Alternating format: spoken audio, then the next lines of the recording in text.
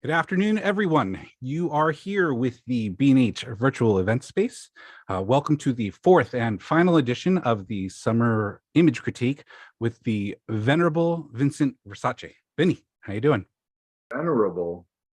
The only thing that's missing with your intro, put your hand over your ear. Oh, well, I mean, venerable, two reasons venerable. One, I like alliteration. And two, amongst us here at B&H, staff, Derek, myself, Gabe, Brahmer, we all hold you in high regard. Well, so you like alliteration, so you're an illiterate guy? I'm a literate guy, yes. All right, well, viewers, if you submitted, we hope to get to one of your images, but if not, like Vinny mentioned at the beginning of the series, take this opportunity to learn from the other critiques as well. We have a good deal of images to go through for this last bit, so let's get to it. Vinny, let me get this share screen up for you, and the floor is yours. Yeah, I want to continue doing it this way. This way works. So perfect. Let's go. Let's go. Yeah, share. Oh. All right, you got that full screen? I have that full screen. Wonderful. All right, show's yours. Perfect. All right. So looking at this is a nice use of framing and a nice use of line, how the all the elements, the geometric elements work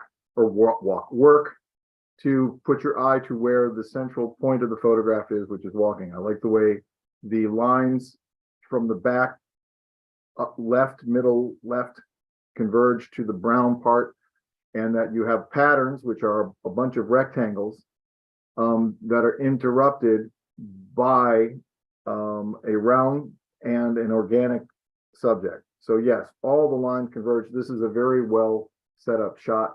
And if you're looking to do a cool portrait or something like that, I would put this location in your hopper to use for other things, because time of day would really affect the usefulness of this. Like if you had an overcast day and you wanted to do a really pretty picture, this is a really nice location to pay attention to. This compositionally works. The only issue I have with it, and there's nothing you can do about it, it's time of day, because the light's a little hard, but that's not anything that's within the control of the photographer. And so this for me would become a location that I would make note of and use for other things. But well seen and a nice capture of a spontaneous moment. And this gets back to Mies van der Rohe's comment that an interesting plainness is the most difficult thing to achieve. What you have is an interesting plainness. This is interesting, but all the individual elements of itself are not extraordinary, but when they're all put together, it does become extraordinary. So nicely seen. Next picture. Nice use of a light isolate. What this appears to be is there is a tree or some sort of growth in front that has leaves. And so what happens with leaves is they will create a circle in which light can come through. So trees are nature's gobo, and you can position the subject in such a way that light can come through. That's one. Two, light picks up the color of the surface that it's reflecting off of. So you have light that's hitting the brownish materials that are the floor and hitting the wall and bouncing back. So you have ambient light that is warm. Three, time of day. This looks like, my guess would be this is afternoon. And so the light, it's either afternoon or there's a lot of particulate matter in the sky that is causing the warmth in the light. Either way, the light is long and it's warm. So this is a perfect time to have shot it. This is a nice shot, and I don't think the girl is quite cognizant of the fact that the picture is being taken. Those are the positives of this strong photograph. Things that I would address: the white mosquito netting on the top needs to be toned down because you have a hotter value above her than below her, so your eye pulls up. The way to fix this would be to reprocess one at a stop or two under, and then using HDR software, make it so that the highlight gets put in because there's detail in that, looking at it. I'd also tone down the webbing to the left. I would diminish the saturation of the blue canister to the left of the image over by the shoes. And the other thing I would consider seeing if it works is using the perspective adjustment tool capabilities in Photoshop to straighten out the lines. And in so doing, you can frame the picture better. So the background can be none of the, I'm sitting here pointing this picture like you can see my hand, right? None of the trees in the sky. By straightening out that picture, you could make those go away. And then what you can do, because the subject is in black, is you could sample that out. So you can keep her the way she is and straighten out all the issues with the bend of the straight lines and make it perfectly straight and have it be this, you know, where it's focused on. So everything would look perfect. So with that said, nice picture, good gesture. Let's move on. Next one. I've seen this one before. I've talked about this. Wow. A pigeon land. He must know that pigeon. That's a nice slice of life shot. The focus of this picture needs to be the pigeon in the hand. So backing down the highlights on the face a little bit and definitely toning down that on the bottom part of the door frame where the window is open would be good. The white areas that are window reflections could come down a hair, and the tree to the left and the P and the white could come down a hair.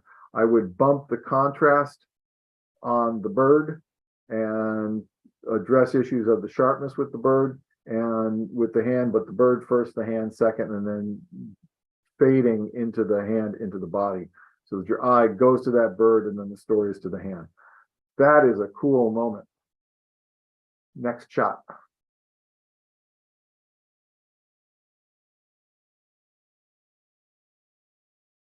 The thing that I would do with this first and foremost is the dress should be toned down a bit more because my eye is being pulled down to the pattern that I recognize first, which is the black and white aspect and the darkness of the dress.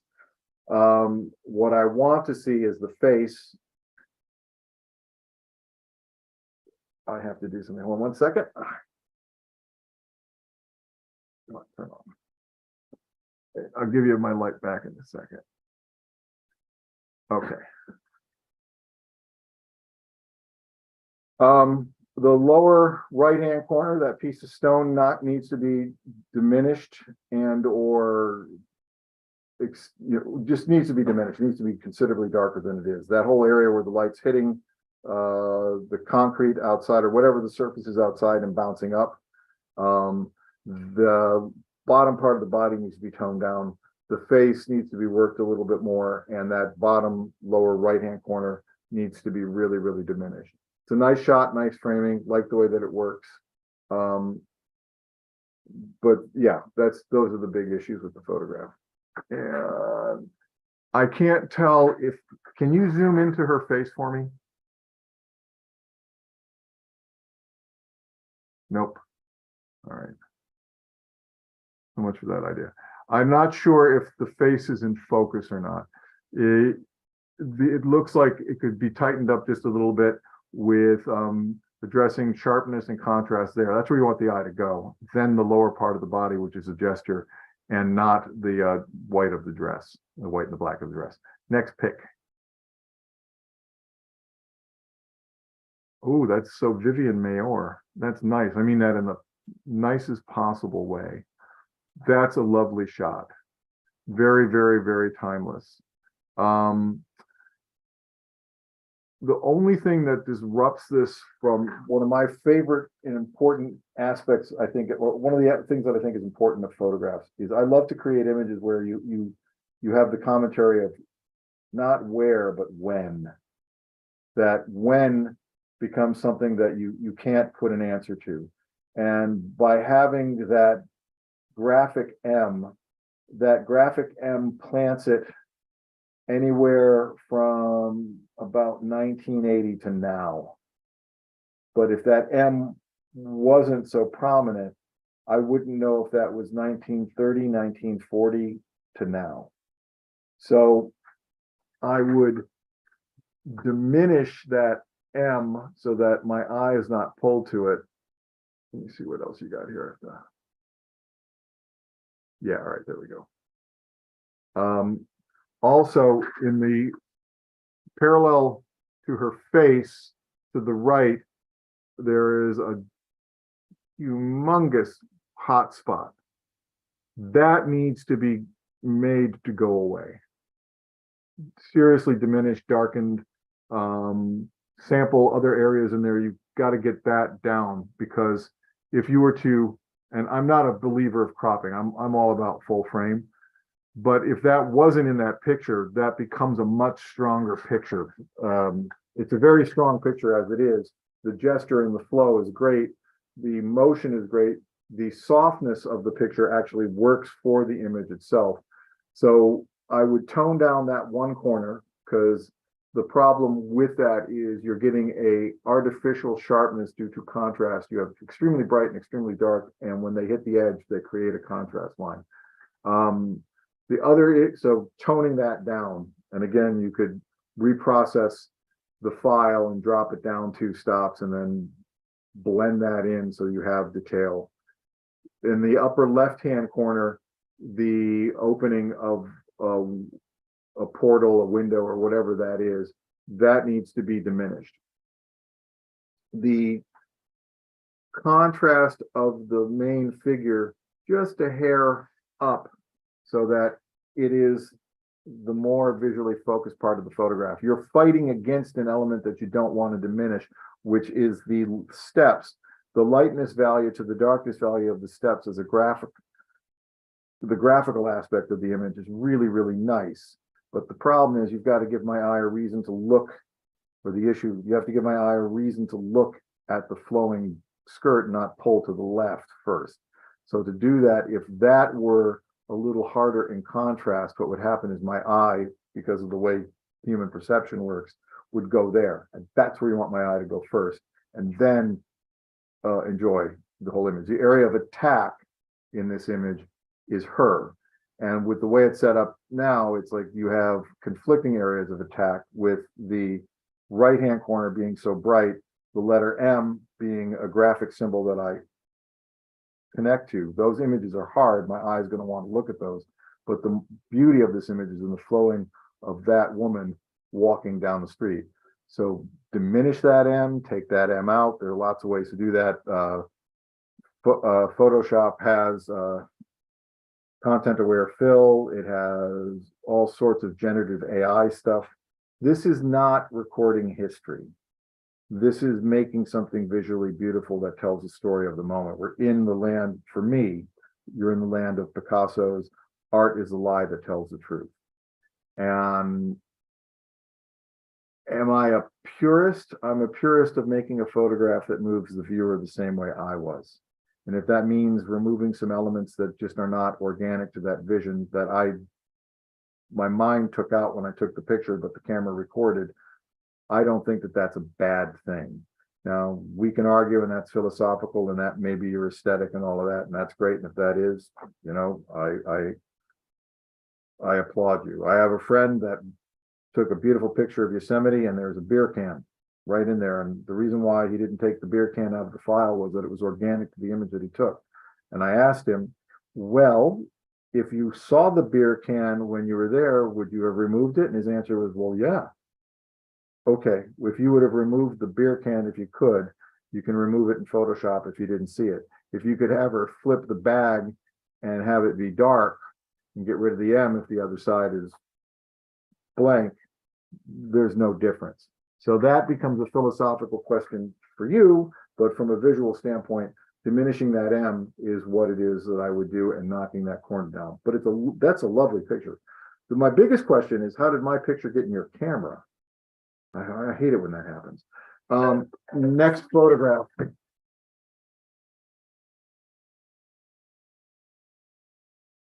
Ah, jumping kids on a water fountain. That's great. And the reflection is lovely. I'm not sure if I buy it being turned upside down, but it is a very lovely capture because for me, the upside down of it is uh,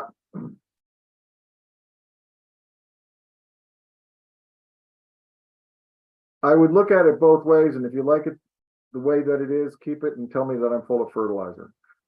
The things that I would do to make this more successful, those shoes onto the right-hand side need to be toned down some. They're too bright.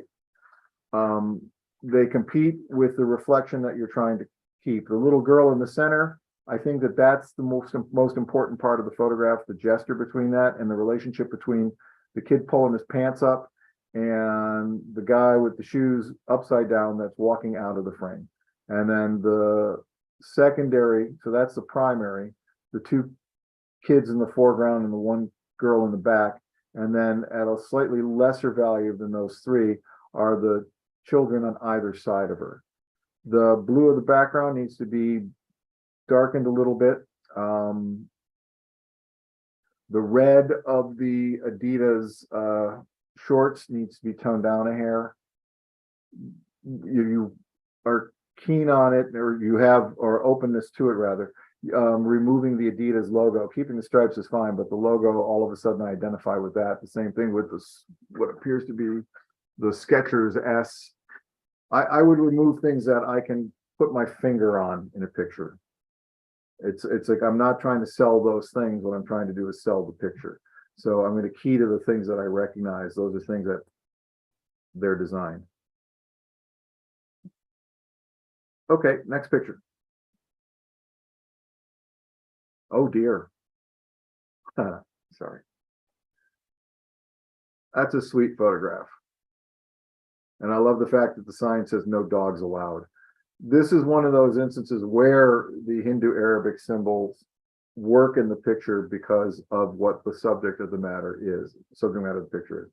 So the buckets could come down a little bit, the background, the sky be a little bit darker.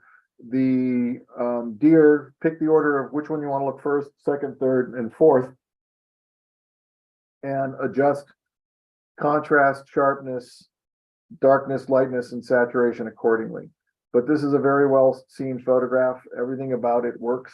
It's a nice shot, nice slice of life, nice, you could see it as your moment of Zen thing in a newspaper or today's, happy moment.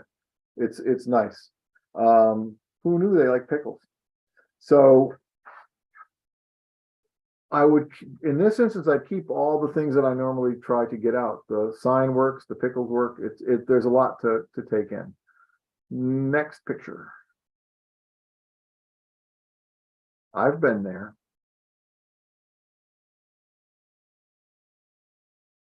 Wow, there's a lot to unpack in this one. Hold on one second. I have to move. All right.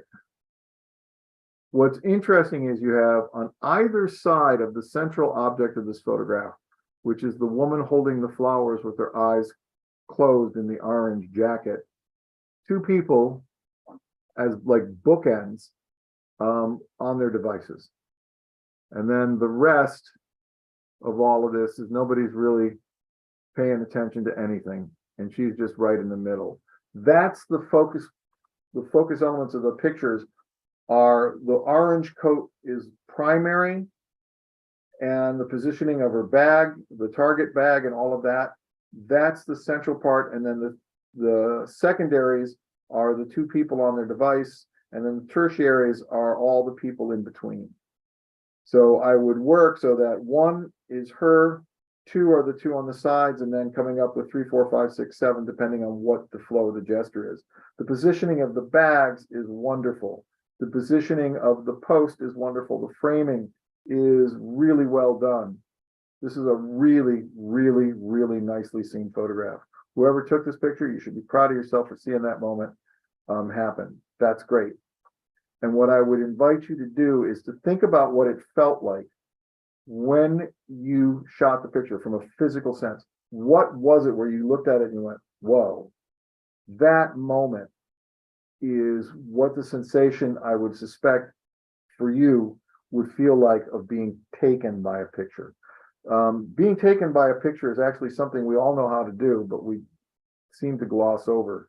So the next time you breathe, I want you to pay attention to inhale, exhale, and the moment before you inhale, but the moment right after you exhale is the equipoise of breath. You're in motion, but it's neither moving one way or the other. That moment, that sensation, that is the same sensation that is akin to being taken by a photograph. Your heart does this 60 beats a minute to 80 beats a minute. So there are 4 parts of the heart: 1, 2, 3, 4, 1, 2, 3, 4, 1, 2, 3, 4. So that when it hits 4 before it goes to 1, one is what you're at is something that's referred to as cardio equipoise. The heart is not moving, but it is still in motion. That sensation, which you do 60 to 80 times a minute, along with the breath, that sensation of before you inhale, right after you exhale, that particular sensation, and just pay attention to it, that is the sensation of what it feels like when one is taken by a photograph. And it is better to be taken by the picture than to take the picture. I think the journey of a photograph should not be me grabbing my arm through the lens and dragging the subject, kicking and screaming through the photograph, but rather the subject grabbing me and ripping me through the lens as I'm trying to hit the shutter. When one accomplishes that task of doing that and that experience of doing that, the images become more successful in my experience of them. And this is an image that appears to me to be a moment that was the picture took you. You didn't take it. And the best ones are where they take you and you don't take them. Lovely shot. Now, tone down the white coat of the woman to her right, or my right, her left, but my right, and the hat of the woman to her left, that's pink, and that conversation, and the hair of the two just before the blue jacket on the left, and knock down that rectangle that she's leaning next to. Those elements are a little pulling from the image, but everything that is done to reinforce that image should be reinforcing the woman in orange holding the flowers with her eyes closed. Next picture. Nice shot. Ooh, this looks like a set from the TV series Time Tunnel. This is the Guggenheim. That's a lovely, lovely graphic. I got to see the Armani exhibit in the Guggenheim. That was one of the most beautiful things I'd ever seen. I love going into that structure. Nice graphic. There's not much to say about this. I mean, there's not much you can say. I mean, can't beat Frank Lloyd Wright for his eye, and that's just a pretty picture. It's a nice slice of life, nice gesture photograph. The only critical thing that I can give you, and critical in the sense of, you know, it's not bad, it just tone it down. The hot area of the top of the spiral up, the lower right hand corner, and that dog leg in the upper right hand corner, that white area of that, the edge, that could come down just a hair. And the white coat in the right corner could come down a hair. The other thing to look at is there's a little kid on the left upper diminished down. That's the focus point of the photograph. That would be the element in it that I would reinforce. A pattern is interesting. A pattern interrupted is more interesting. Your pattern interrupt is that person right there, whatever that person is, child or smaller element. That's the thing that I would make as the interrupt. The place down in the center of the picture that the 3 people are sitting on, that could come down in brightness value a hair, so that it matches the brightness value of the spirals going down. That's is a little hot for this. It just needs to come down a bit. But yes, I'd make the kid, that person, the central focus, and then everything else is perfectly fine. Next. Huh. That's a hoot. The dog that's on the scooter that's looking at the dog with the tail that's walking by, he, she, or it dog needs to come up in value, the beagle. Then the shoes, the Nike shoes need to be toned down a bit because it's not about the shoe, it's about the beagle, looking at the other beagle. And the license plate on the, I think, is it a Fiat? That needs to be reduced, as does the scooter over by the tail. It's all about the dog in the front and the dog in the back. But that's a nice slice of life moment, a very Elliot Erwitt-esque. Next picture.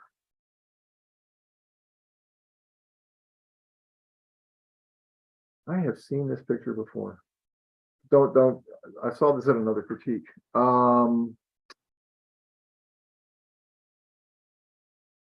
Okay. Huh.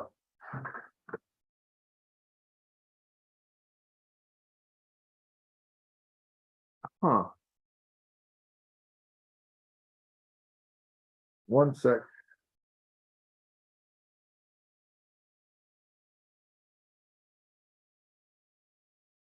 All right.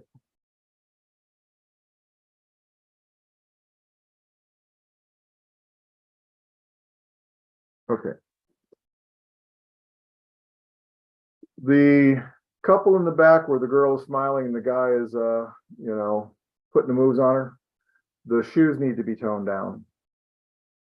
The girl to the left, looking back to the girl smoking a cigarette, looking at her device, those need to be brought forward so that it comes down to, you have the girl in the foreground that's out of focus. This is a rare picture where the out of focus subject works in the foreground, because usually you don't want to do that.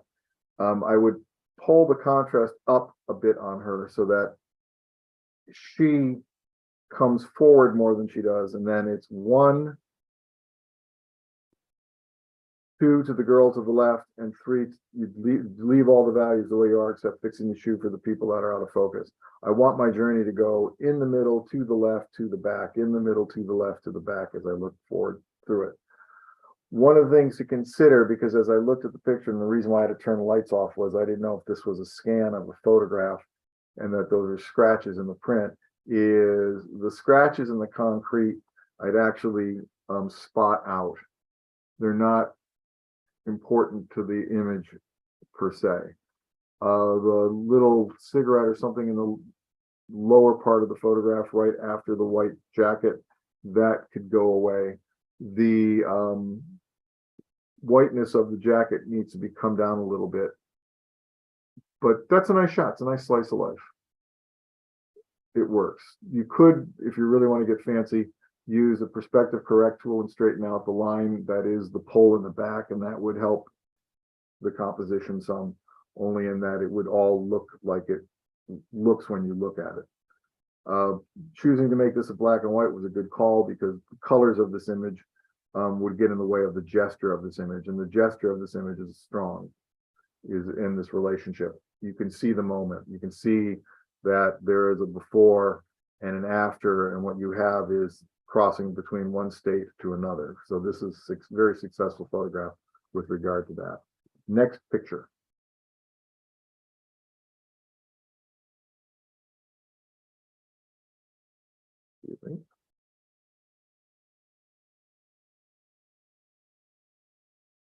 The reason why I'm doing that is that the light to light me, because of the way it is, glares on the screen and I can't really see it. This looks like you boosted the gain on this photograph to pull out the lower areas because it's a little noisy. What I would do is I would let the grass that's underneath that bridge go darker. And if I could, I would darken up the sky a little bit. It's okay if that picture is darker. Its values are too uniform, and you pulled it up past 2.5 stops and you're picking up noise. The subject with the mask and all of that, it makes a statement, and that statement is definitely one of solitude, even though there's somebody walking behind it. At least that's how I interpret it. The framing is nice, the gesture is nice. The issues are tone the rock down underneath the bridge that looks like a tent. That could happen, would be nice, and you don't need to pull as much of the grass up value. You can push some more ink back into it. It's easier to put ink into a picture than it is to pull ink out of a picture, and you have more fouls with the image when you try to lighten it than when you try to darken it. All right, next picture.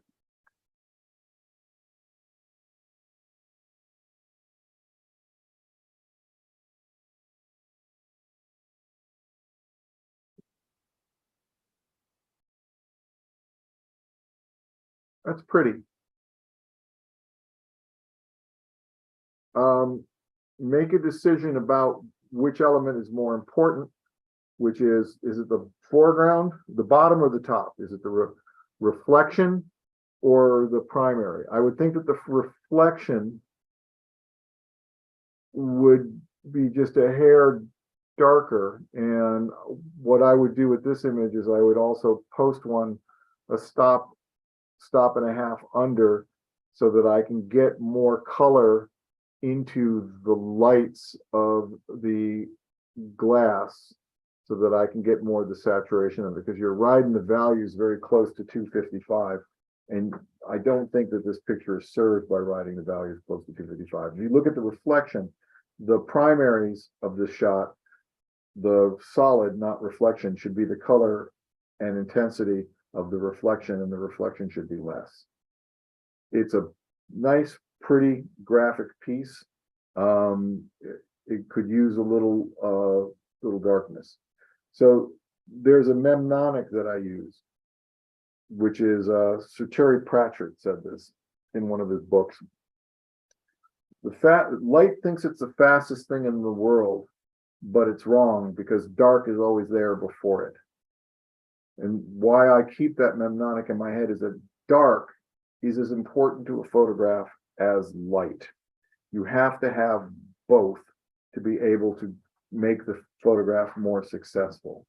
So when working with it, I always pay attention to the concept of the speed of dark, because dark is always there before light, and you need both of them.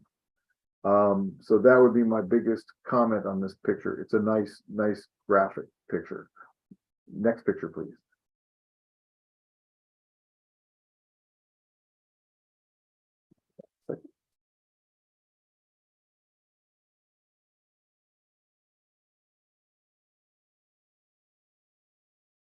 I think the greatest societal tragedy is how many photographs we see today with somebody holding a cell phone. I mean, they used to say, I mean, Bernard Shaw said that religion is the opiate of the masses. I believe he was wrong. Smart devices are the opiate of the masses, and I'm as guilty as everybody else. That's a nice shot. Like the use of the reflection, like the way that it works, like the fact that it takes your moment to look at it and take pause. The water needs to come down a bit in the non-reflective part. The sky could be darkened a little bit in the non-reflective part. If you look at the reflection value is the value that I would like to see the non-reflection sky at. And the reflection value of the water is the value I would like to see the non-reflected water at.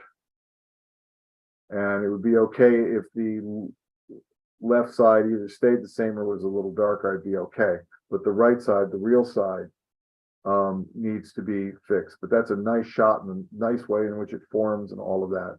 And even the phone in the hand makes a nice commentary. Next picture, please.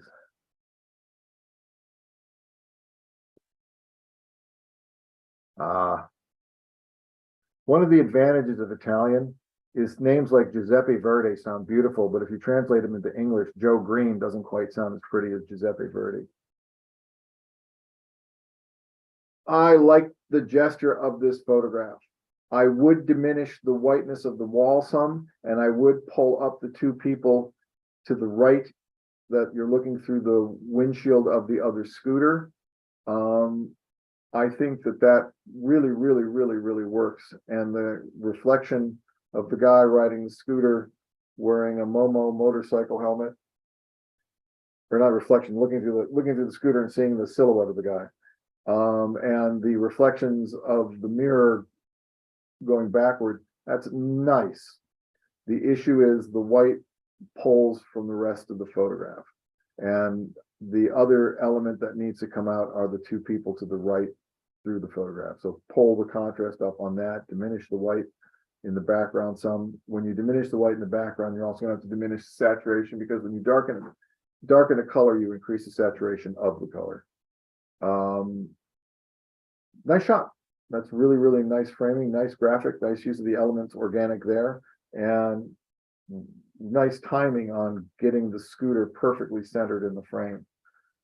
Next picture, please.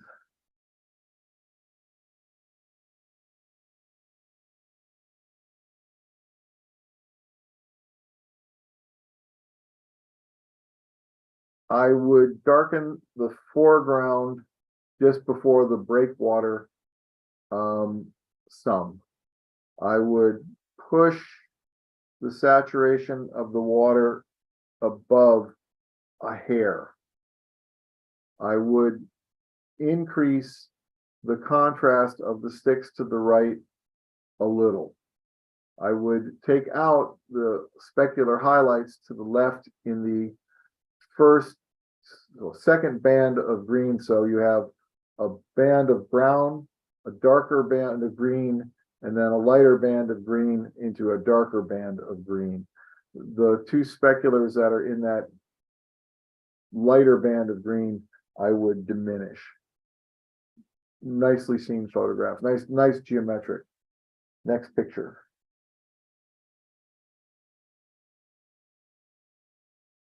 Again with the cell phones. Humanity.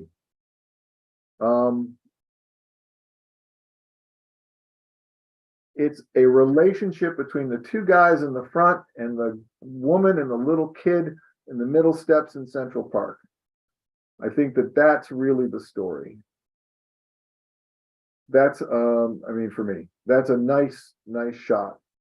Now, that said, and then you've got, so it looks like somebody is taking pictures of a model up against the wall in blue.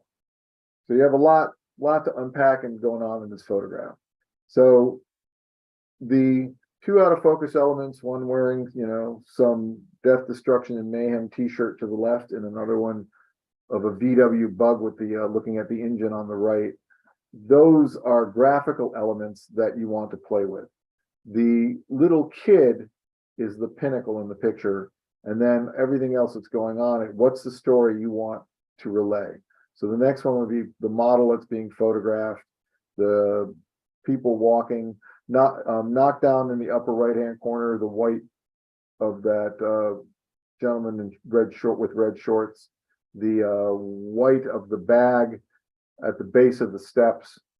So that's that. The other thing is the woman walking up at the top, about to descend down the stairs. So you have a triangular relationship that you can play with the little girl, the woman across from the little girl, and then the woman on top. That's one. Then you have another triangular relationship that you can play with the two guys in the front with the woman in the center. And then you have another triangular relationship that you can play with, which is the blue dressed model, the bodies that are moving about to go up to the steps, and then the organization of people to the right of it. So you have multiple triangular events that you could play with in the picture. So you have these relationships that you can create this graphical thing in which the eye will just spend an inordinate amount of time trying to solve. The other thing to bring back down is the trees in the background could come down some. Next picture. That's pretty. Background needs to be toned down. Sky needs to be toned down. I would boost the saturation of the blue a little bit. I would introduce some warmth into the subject, making sure that I maintain the whiteness of the eyes to some degree, and slightly tone down the pattern of the shirt thumb. Not a lot, but more than it is, because it's white to dark differential is a little hot. And my eye wants to go there, when really where you want my eye to go is to the face. So by pushing the blue a little bit around the face and knocking the exposure of the shirt down a hair, my eye will go there. And knocking down the exposure in the sky, you'll force my eye there. All those elements need to stay. But what they need to do is they need to be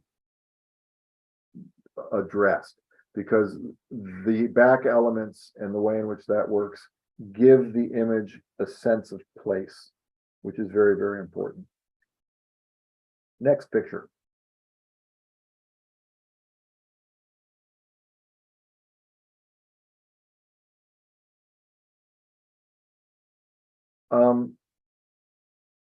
The best I can, it's a nice shot. I mean, it's just like the relationship of organic to inorganic feet, not covered, is knock the foreground concrete down some, because that's a little too bright. Everything else is more or less the same. Maybe introduce a little warmth into the skin tone, because it looks like that's in a shadow and the light appears to be a bit blue.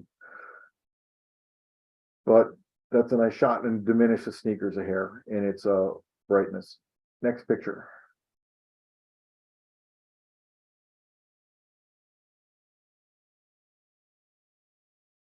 Somebody got fancy with the sun. I applaud you. Okay. The bridge could come down in brightness value a little, because what's happening is that by opening it up that much and shooting into the sun, what's occurring is that the bridge is getting flat, and you don't want it to be flat. You want it to be dynamic. So adding some darkness to it would help the picture. I would make sure that I preserve the central figure walking, and I would do that with contrast, because there's a glare that's also going on there that you need to diminish a little bit.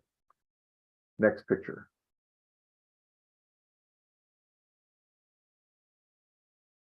This isn't a photograph. Next picture.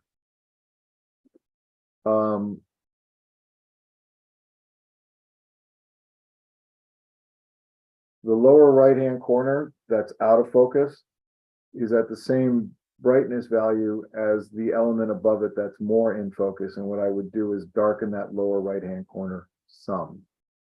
The story here is the one of everybody being in one of the world's greatest museums, sitting or looking over the side on their devices.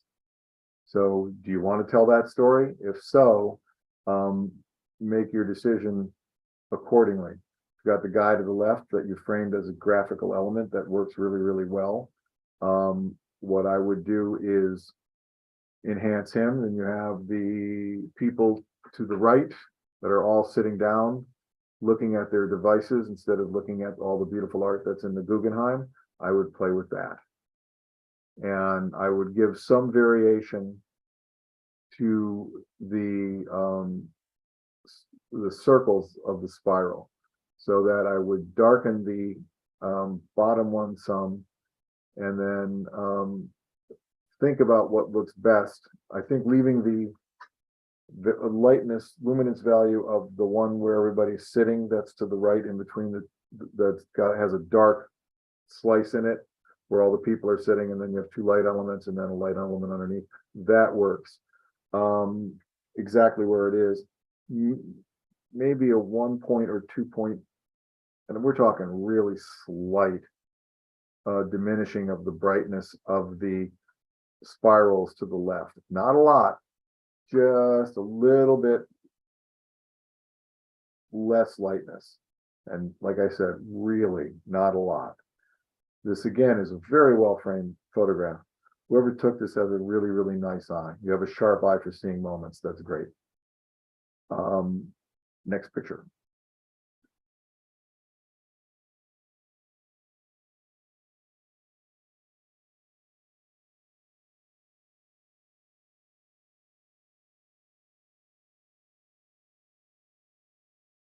What I would like to see is some separation of the mesas from the foreground in the photograph. And I would like to see more contrast added to the road without hottening up the road lines that are there. So the ones in the foreground could stay there, maybe diminished a little bit. And that's about it. That's a nice graphic shot, nice framing. Really, really, really looks like an ad for something. And that's nice, just nicely seen, nicely shot. He's facing me. You may want to think about, do you want to add a little more detail into that?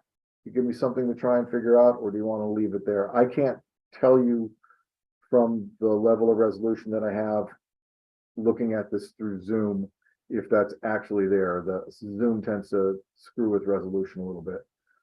But if it's there, great. If it's not there, consider putting it there. But give me separation of the mesa from the other elements in the photograph that are organic. And that's all I got to say on this one. Next picture. Nice graphic, straighten out the lines. So you see how on the left, if you take the line going up, that the bottom is thinner than the top, and I would make it so that there's a uniformity going straight up so that all the lines that are in front of me are perfectly straight. And so you do that using perspective control in Photoshop. That would be the first thing that I would do. Next thing I would do is I would knock down the luminance value of the left-hand side a hair, and I would make it so that my lines are more straight with each other, because you have a walkway in which is on a triangular expression that I would also consider seeing how it looks by straightening out, by making that all straight lines. These are all hard angle or hard lines. They're all right angles. And then you have right angles on an angle on a diagonal. That's what's interesting. Having the diagonal down below compete with the diagonal up on top kind of pulls my eye a bit.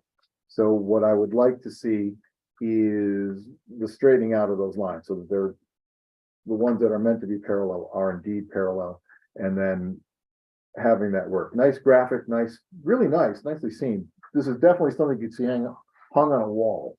And you know, amateurs speak in terms of art, artists speak in terms of money. This is a photograph in which you're talking in terms of economics. This is sellable. And it's pretty. Next picture. That's fun.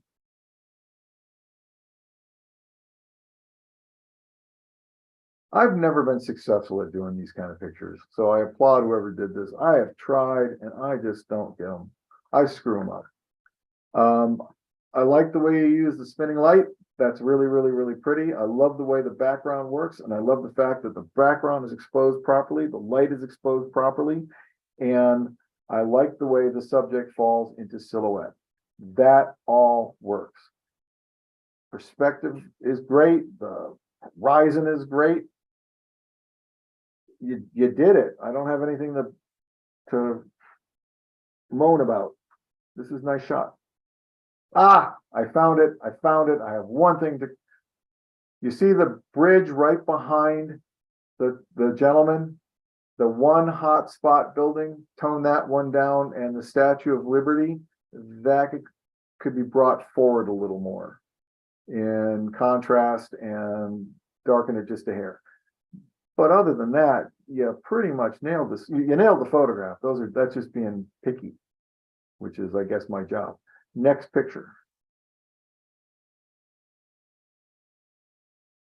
It looks like she got busted eating pizza that she wasn't supposed to eat. The pizza crust needs to come down a bit. The background needs to be darkened a little bit behind her on the wall, because what's happening is that that's pulling from there. Tone down the reflective specular highlights in the picture to the left, and make your decisions about what you think is important in that face. So the nose rings are part of it. The mushrooms on the pizza are. The crust is not. That needs to come down. The hand is important, but not as important as everything that's going on in the face. So maybe just a little bit open up the shadows that are being caused in her eye sockets. So underneath the eyebrows, not a lot, just some. I just like to see that just a little more open. Nice gesture, nice expression, nice caught in the moment of doing something. Yeah, it's a successful photograph. Tone down the specular highlight to in the bottom right-hand corner. That looks like it's the armrest of the chair, or off of the seat of the chair, right next to her finger. The first finger going in to the left, or the third finger going to the right. That needs to come down a bit. Next picture, please.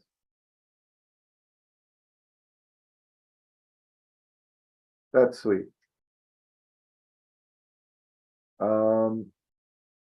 Nice gesture, nice face. Darken the dress up a little bit. The little girl's dress could be just a little bit darker. The elements behind her could be a little darker. That hat could be a little darker, but the problem with that, what's going to happen is the color is going to bloom. So as you darken the image, pay attention to the saturation of it. Increase contrast at the eyes and lips, and that's that for that. That's a nice shot. Sweet. Next picture. The perspective lines on this need to be straightened out, because it's a little bit on an angle. So by making the line on the left and the background line on the right both be straight and not crooked, that will make for a more interesting picture. The sky needs to be darkened, and the background of the wall graphic could come down a bit, so that it's not a brighter value than ramen, sushi, sake, brunch served from 5 a.m. or served Saturday and Sunday, 11:30, sorry. That's where the play is. That to the background, to the graphic, and you can't have the sky brighter than the whole thing in there. So pull the sky back and address those issues. That would work for me. Next picture.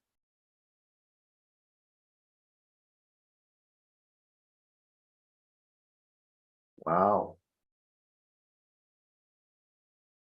Did you really shoot that from what looks like a rear view mirror? If so, cool.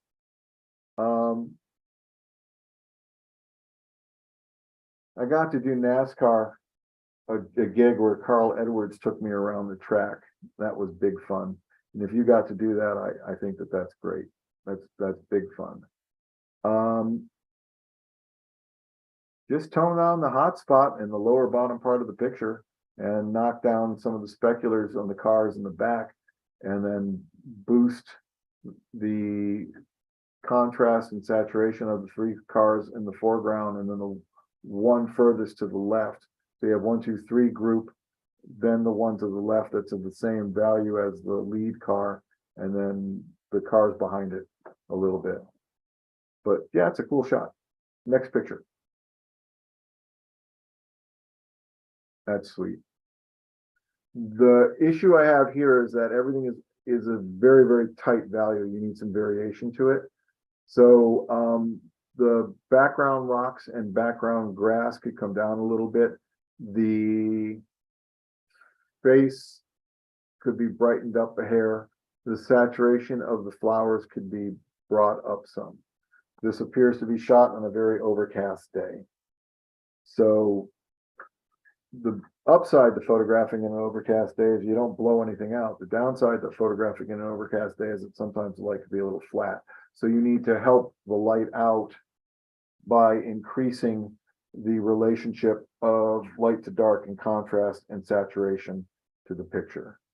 The thing to pay attention that when you do that is you might boost the natural yellow that exists in everybody's teeth. If you see pure white teeth in a photograph, one of two events has occurred. Either somebody in Photoshop has made them white, or they've had caps put on or artificial whitener that has bleached them white. Human teeth aren't naturally white, but we believe they are. So when you address issues of fixing the image, when you darken a color, you increase the saturation of color. Contrast is the relationship with light and dark. So the dark aspects of contrast will deepen the saturation of the color. So you have to be mindful of that when you do those things. Other thing to consider with this picture is to tone down the buttons a little bit. But it's a nice gesture, it's sweet. And I'm sure that this moment has meaning to the person that photographed it. And that's really what photographs are all about. Best thing you can give as a gift is a memory. So you've given yourself a gift, a memory of this moment, and you've given the person in the picture a memory of this moment. And when people look at it, whether they know it or not, they are participating in the sharing of that memory. So that's a good thing. Next picture. Hey, Vinny, just a heads up. We are getting close, so let's do these last three. Oh, the last three. The last three. Oh, no. Okay. A break dancer. I have a friend in Cuba that does that for a living. They actually have a break dancing dance company. And I watch him do things, and all I keep doing is, dude, you're gonna break something. I guess that's why they call it breakdancing. Nice gesture, nice background. Once again, somebody with a cell phone. Two somebodies with cell phones. All right, so no one somebody. Okay. The question you have to ask yourself is, what's the most important thing in the photograph? So the most important thing in the photograph is the guy defying gravity. So everything about what you're doing in the photograph has to be about reinforcing that element, which means knocking down the white part of the sneakers. That has to go. Considering getting rid of the UDEF graphic, keeping the New York Yankees, because that's an integral part of the whole thing, and that's part of the look. But the UDEF, my eye wants to go there. Making it so that if you boost graphics and you boost saturation, or boost contrast and boost saturation, what's going to occur is you're going to bloom the yellow. So you have to be mindful that as you do that, you might have to diminish the saturation. Removing the Adidas logo, because I'm seeing that. This isn't important to this photograph, and we're not doing photojournalism. If you're doing photojournalism, that's a whole different set of rules of engagement that you have to follow, because you're recording history. What you're recording here is an experience. Tone down the sneakers some. Tone down the white dress of the woman with the sunglasses in the back. I think it's a woman. Yeah, looks to me like it appears to be a woman in the background. The white top. The white hat that's got the New York logo on it, has the New York logo on it. That needs to be toned down. The gentleman to the right in the black jacket with the white hat, that white spot needs to be toned down. The trees on either side need to be darkened. But it's a nice moment caught in time. Next picture.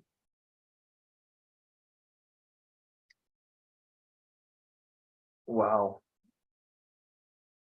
It almost looks like April light.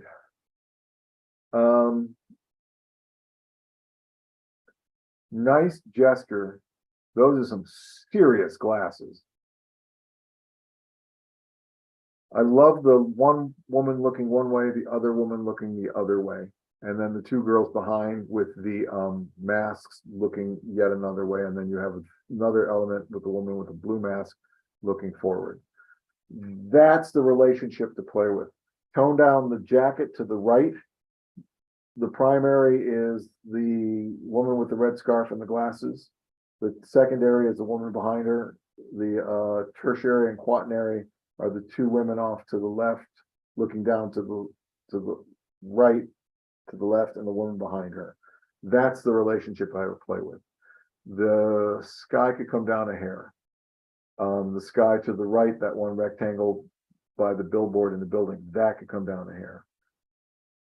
Okay, next one. Wow.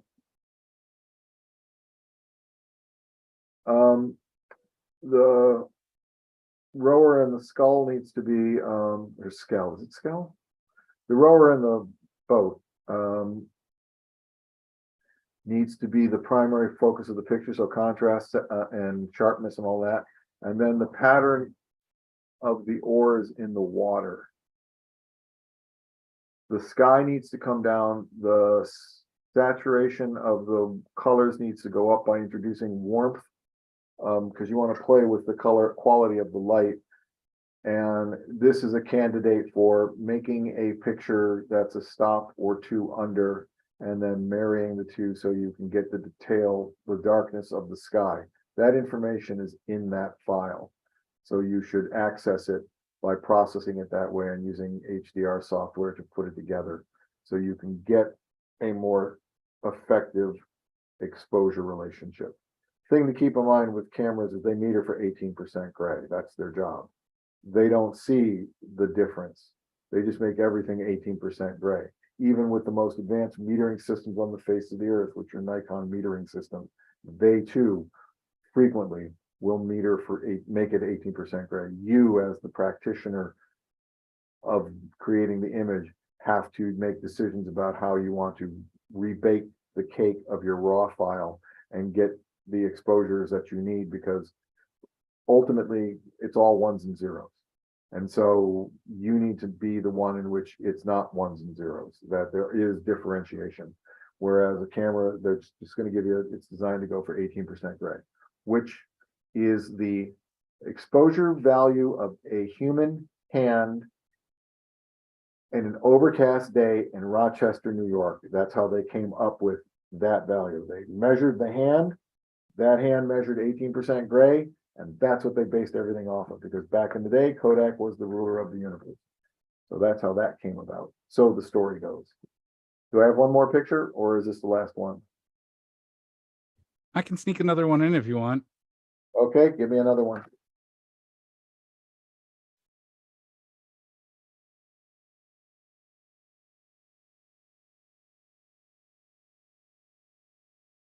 Okay, weighing fish.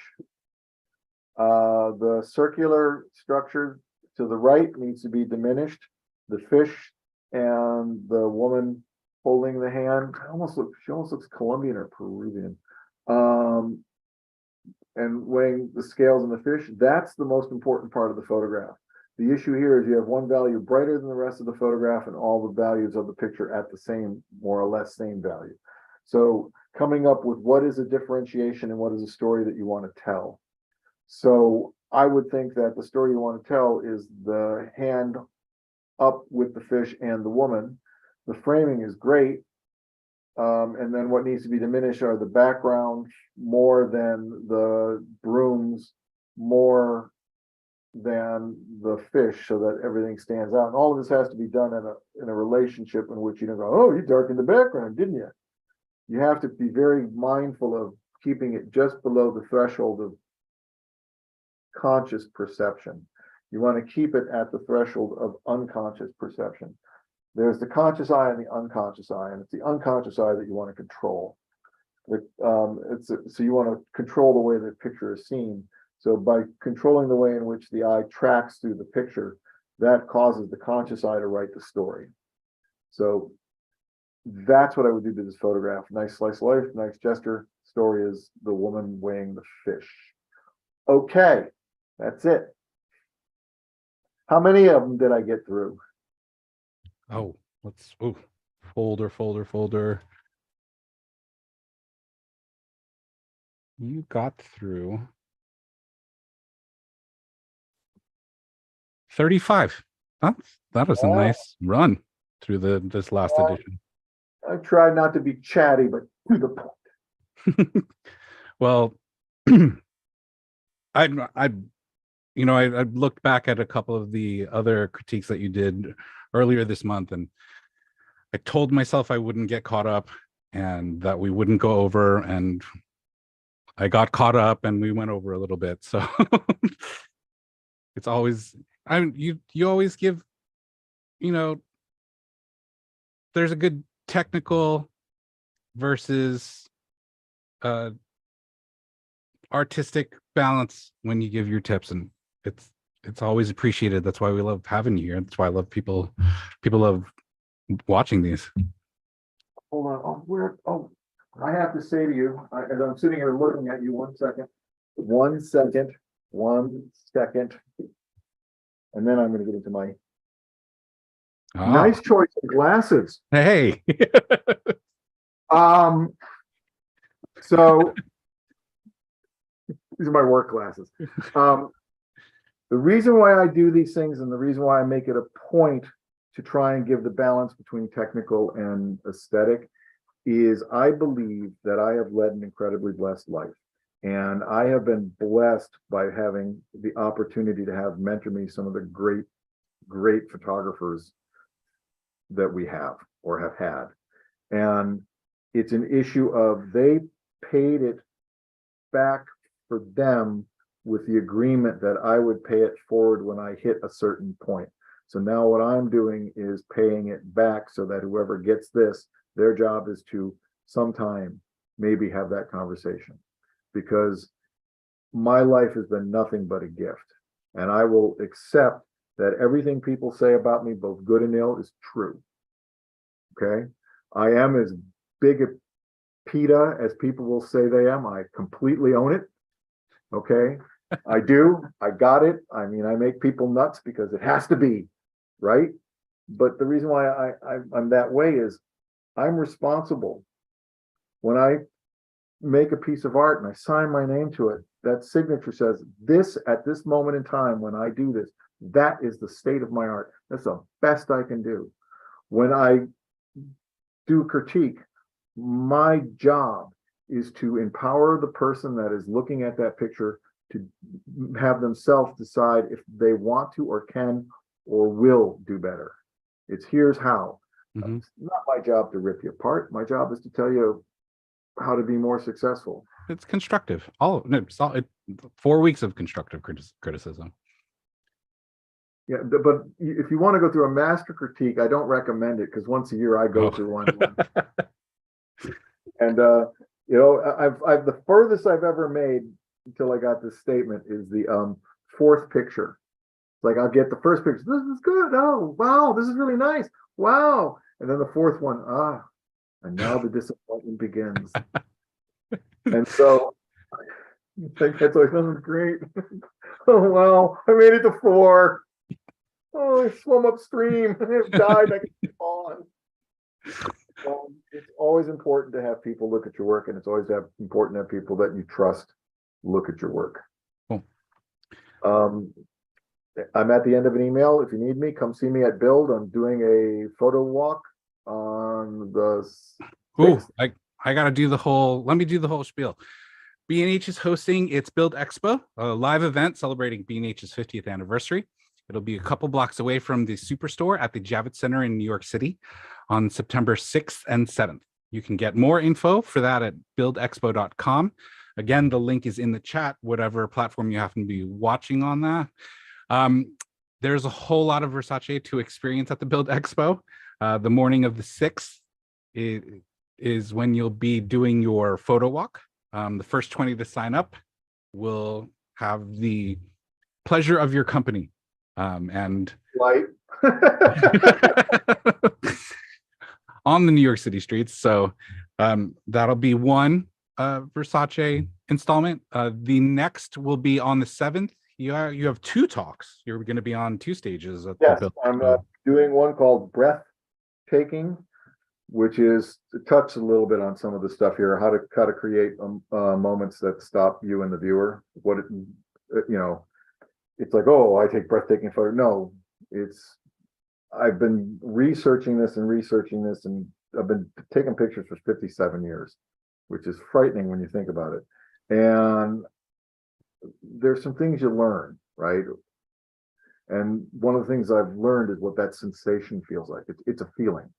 You know when it happens, because it's like, and it's a conversation about that. The other one is I'm working on applying for a bunch of fancy ass grants. Fancy grants. I swear. Not allowed to swear. I know.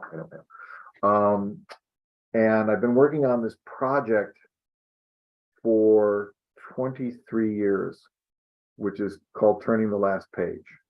And so what it is it's like turning the last page of 1962, Cuba, turning the last page of 1962, Burma, turning the last page of the 19th century, turning the last page of Gotham City, turning the last page of the City of Lights, turning the last page of, I haven't come up with the name of it yet, of India. And so it's photographing things that you look at, but you can't see. And so it's about infrared. It's evolved into infrared, and it's become far more timely now as things, because of environmental issues, are going away, that I think we need to record them, preserve them, and remember this is what we're about. And digital allows us to see in ways we never could see, and see things in which we look at every day, but don't make themselves visible to us. Win Bullitt said this, and it's always stuck with me from being a kid. He didn't want to he wanted to take the invisible and make it eye visible. Mm-hmm. And so that's what I'm doing with this camera. It's like I'm taking the invisible and the camera sees it, and it's now eye visible. You can see it by looking at a picture of it. And Breathtaking is talking about how one photographs time and all of that. So come hear me rant, because that's what it'll be. And then there's one more.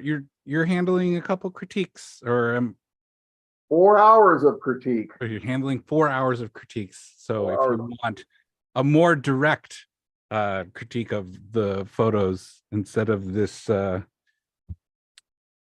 randomized and anonymous version, then his time will be at your disposal for at least that 4 hour stretch. Yep, I'm there. I look forward to it. I love looking at people's pictures. Awesome. All right. So was there anything else you wanted to leave us with, Vinny, or? Nope. Life's good. I'm looking forward. I'm looking forward to cheesecake. That's all I'm telling you. I'm when I get to New York. That's like the first juniors, Russ and Daughters, and Katz's. That's on my cheesecake pastrami, and yeah. All right. Well, Vinny, thanks so much for joining us again. That said, everyone, we hope you had a good time. We hope you learned some. This has been another edition of the B&H Virtual Event Space. Until next time, catch you later. Look forward to it.